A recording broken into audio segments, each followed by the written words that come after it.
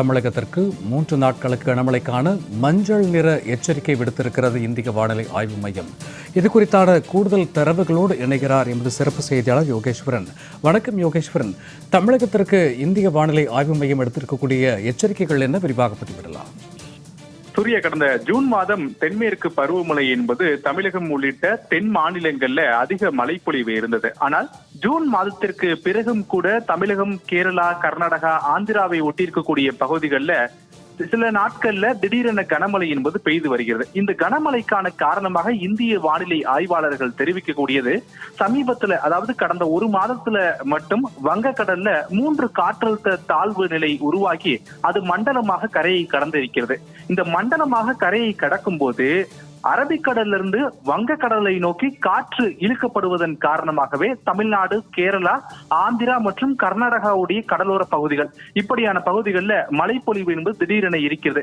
நேற்று கூட சென்னையில நள்ளிரவுல கொட்டி தீர்த்து இருக்கிறது அதீத கனமழை. குறிப்பா சென்னையில அம்பத்தூர் உள்ளிட்ட பகுதிகளில் 11 சென்டிமீட்டர் மழை பெய்திருக்கிறது அப்படின்னு சென்னை வானிலை ஆய்வு மையம் தெரிவித்திருக்கிறது. இந்த நிலையில்தான் அடுத்த 3 நாட்களுக்கு சென்னை, தமிழகம் உட்பட பல்வேறு பகுதிகளில் கனமழைக்கான மஞ்சள் எச்சரிக்கை என்பதை இந்திய வானிலை ஆய்வு மையத்தால் விடுக்கப்பட்டிருக்கிறது. அதன் அடிப்படையில செப்டம்பர் 26, செப்டம்பர் 28, செப்டம்பர் 29 இந்த 3 நாட்களுக்கு இந்திய வானிலை ஆய்வு மையம் தமிழகத்திற்கு கனமழைக்கான மஞ்சள் எச்சரிக்கை என்பதை விடுத்திருக்கிறது.